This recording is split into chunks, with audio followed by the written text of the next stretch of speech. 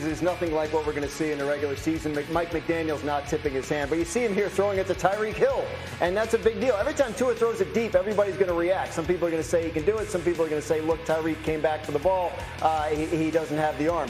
The fact of the matter is the Dolphins believe they've built something around Tua Tagovailoa that puts him in a position to succeed, and at the end of this season, they feel like they'll have a solid evaluation of him based on that. All right, so let's put him in position for us to really evaluate it. Dan, as we watch Tua, we just saw that long throw there to Tyreek, and I will admit, and maybe this is just the way we've become conditioned to think. My first thought was, don't do it. The ball's underthrown. Yeah. My first thought is that ball is underthrown. He has to stop running to catch it. Brutal, man. Right, he's underthrown. Right. Okay, not everybody can throw it that far. All right, this is what I want people at home to see, though. The speed of Tyreek Hill breeds confidence in the quarterback in Tua Tagovailoa. And seeing when this ball comes out of his hands is a big deal. That's Tyreek at the bottom of the screen. This is the first play of the game. He's going to run an inside release go route. Tua's throwing the ball basically right now from the 17-yard line. Now, see where the defenders are. When this ball is getting thrown, that defender is another 2 yards still behind Tyreek Hill. But Tua's like, I don't care. I'm going to trust and just throw this ball basically as far as I can. Last year, Tua doesn't make that throw. But this year, because of the trust in the speed of Tyreek Hill, but he's taking the top off of the coverage. There's no one. He should throw the ball as far as he can and have that Tyreek ball goes 55 yards in the air. And if it's 57, it's a touchdown. That's the difference. But here's the thing. You people, no, everyone, because I saw it yesterday, you're like, well, if this was Patrick Mahomes, it's a touchdown. Yeah, no, duh. He ain't Patrick Mahomes, guys. He's not one of the most talented players we've ever seen at the position. The ball still goes 55 yards in the air. As you all know, the margin of error in winning games, that can be the difference between 7 and 3 points, and that's why there's still a big question mark about Tua. Can he get the ball down the field consistently? You guys are talking like the throw went 30 yards and died. It went 55. No, but Dan, the comparisons to Mahomes are going to be inevitable because that's who Tyreek left. So people are not just comparing him randomly to the best quarterback in football. They're comparing him to the guy who used to throw that pass. But that's their fault. That's their problem. I'm not going to compare him to Patrick Mahomes because he's not the same guy, and that's unfair to the quarterback. I think I liked your point about the confidence because when I talked to Mahomes in training camp last month, he said the difference this year is like I could look at Tyreek Hill and no matter what the play call was, what the read was, I see his matchup. I know he's going to win it. I'm going to throw it to him. Yeah. And I think we see a little bit of that with Tua there. That's what you're talking about. And it's a little bit of like an ego. There's an ego to it where like I don't really care. Like I'm telling everybody, this ball, he does not throw this ball last year. Right. And that ball goes 55 yards in the air. You guys were making it sound like this ball is 30 yards and it dies and Tyreek Hill's got to stop and make it. He bleeds him into the middle of the field a little bit. No, it's the difference between being good and elite, and that's oftentimes the difference between winning and losing games. Let me ask you this: Does Drew Brees launch the ball 60+ yards down the field? Was he okay? But he would have thrown the ball sooner. One of the things that made Drew Brees so great was he was so quick-minded, and he could get rid of the ball. The launch point would have been Mike T, he threw the ball off one hitch when the defender was 3 yards behind Tyreek. You're not throwing it sooner in the NFL. So if Tua is going to be Drew Brees, great. No one's going to have a complaint with that. But there's been like one of him ever, and that's the point, is that what we're all watching now is if that player can be what he was drafted to be, then this could be a maybe championship level team is going a step too far, but certainly a very, very good team. And that's what we're all wondering. Can he do it or not? Sounds to me like you're saying he can. And if he does, I mean, look at these plays. I think he's been so comfortable on the bootleg.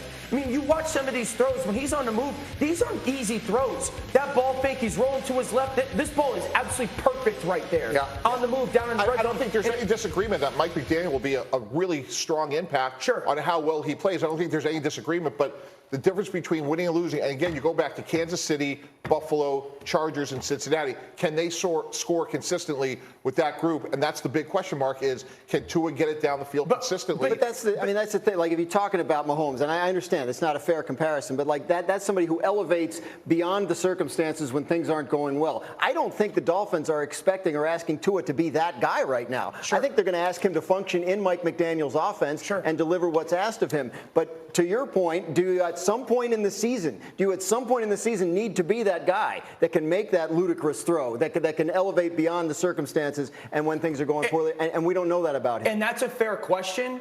I don't think he needs to do it as consistently as Patrick Mahomes and or a Justin Herbert are asked to do it. Sure. One, because the difference in the style of offense, and two, Tua doesn't have the ability to do that. Right. And I have said all offseason, please, Tua, just because you have added talent or they've added talent to the roster, don't think you need to go be somebody that you are not. You're not Justin and you're not Patrick. You're not the guy that's going to launch the ball 70 yards downfield because it's 3rd and 16 and you have no other option. You have to be the surgeon-like methodical passer. They're only going to call these plays 4 or 5 times a game, guys. Yeah, the Chargers and the Chiefs call it 12. Here's the problem. What you're saying is 100% right and reasonable. Sure. But his lot in life, through no fault of his, is that he was drafted ahead of Justin Herbert and that the receiver came from Kansas City where Mahomes is. And he's the guy that everyone is expecting to elevate the team and the quarterback to the next level. Those are the comparisons, whether they're reasonable or not. Brady, take that one step further. For them to get to where they want to go, they got to beat Josh Allen. He has to stand toe-to-toe and beat Buffalo, which he's going to have an opportunity to do early this season. I agree. We're talking about a conference and a division that's pretty good, a conference that's absolutely loaded. This roster, if Tua takes the step forward, I think he will with, finally solidifying a scheme, a new head coach and play caller and Mike McDaniel, more talent. This is a team that's going to compete for championships. Yeah, absolutely. They are a sleeper when it comes to an AFC division championship and or AFC championship run. He's got to take that step. We all agree on that. And so if he is concerned. Meanwhile, the final auditions have been held. So who is the quarterback? And more important, how good are they going to be? In Pittsburgh, we've got the answers. Plus, will the Festival of Flags finish the Cowboys and their head coach before the season is even over? Those are the questions. Here come the answers. We're ready to get up with you on this Monday. Delighted to be back and better than ever. And look who's here. All in house. Orlovsky is here. I mean, I didn't recognize him. Yeah. I told Mike T to put on his sneakers. He's going to be running around all morning. I'm hydrated and ready to go. I'd forgotten how tall Orlovsky was when he walked in. And good looking. Graziano, not quite as tall. Tannenbaum, ready to go. We are jam-packed with a bunch of stuff today, and here's where it starts. While you were sleeping late last night, Tom Brady was named by his peers the best player in football. Need I remind you, he's 45 years old. It's the 4th time he has topped the NFL Network's top 100 players list. Again, voted on by the players. He led the league in passing yards. He led the league in passing touchdowns last season. A year ago at this time, Brady was ranked 7th. Patrick Mahomes was ranked number 1. This year, the two have basically switched spots with Brady at the top, and you see Mahomes down at number 8. Aaron Rodgers checks in at 3. Rams and Chiefs are the teams with multiple players in the top 10. Now, there is a lot to say about Tom Brady today and some of his comments of the weekend and some of the things that are going on in Tampa. We're going to say some of them a little later in this hour. But what is the first thing that we say, Dan, about a 45-year-old football player being named the best in the sport by his peers? Yeah, it's an earned spot that's incredible to comprehend. You know, the guy that at his age still being voted by his peers. It's a big deal. This is not a popularity contest. Number 1 best player in the league. I think Patrick Mahomes being 8 is a little bit ridiculous. But the fact that Brady threw for 43 touchdowns last year, 5,300 yards, Green, you mentioned it, led the league in both the yardage and touchdowns. It speaks to how remarkable he's still playing, or at the level that he's still doing it. But it's an absolutely earned spot for him. And when you say it's not a popularity contest, that's both true and on some level maybe not as true. You made an interesting observation this morning. It's absolutely a popularity contest, but that speaks to Brady. I mean, you could see resentment and jealousy seeping in on a list like this, voted on by players. He doesn't engender that. And it's not a lifetime achievement award either. He led the league in passing yards and touchdowns last year, so he makes a strong case for it. I think it says a lot about everything he's accomplished and is still accomplishing that he can sit on top of this list at this point. Absolutely. And Graziano, to the point that Danny Orlovsky, to the point that Dan Graziano just made.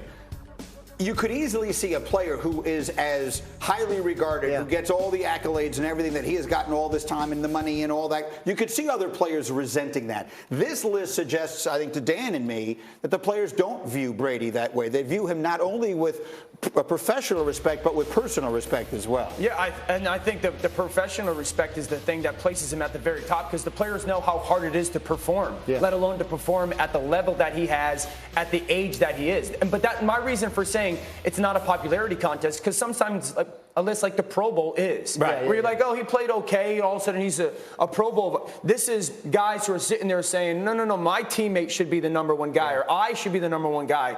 Brady being the number one guy is everybody saying, we have a tremendous amount of respect for what you've accomplished. Guys busting their rear ends to try and win one Super Bowl ever in their whole careers. This guy's won 7. For sure. You tip your cap. In the meantime, leave it to Tannenbaum to come up with some sort of slightly controversial spin on it. Yeah, this is validation that he left the Hall of Fame coach Bill Belichick and said, hey, I can win without you. This checks another box. Won the Super Bowl. I'm still the best player in the sport. And your greatness was helpful early in my career, but I just keep on going. I'm the best player, and I'm a world champion. Which does beg the interesting question. If the players did the same vote for coaches, would Belichick finish number 1? I think he would be the most respected. I don't know if he'd be the most liked. I think Mike Tomlin's probably the perfect combination of those two. All right, we'll see. We don't have to know the answer to that right now. But speaking of Tomlin, his team had its final dress rehearsal yesterday, and there's a lot of reason to pay close attention.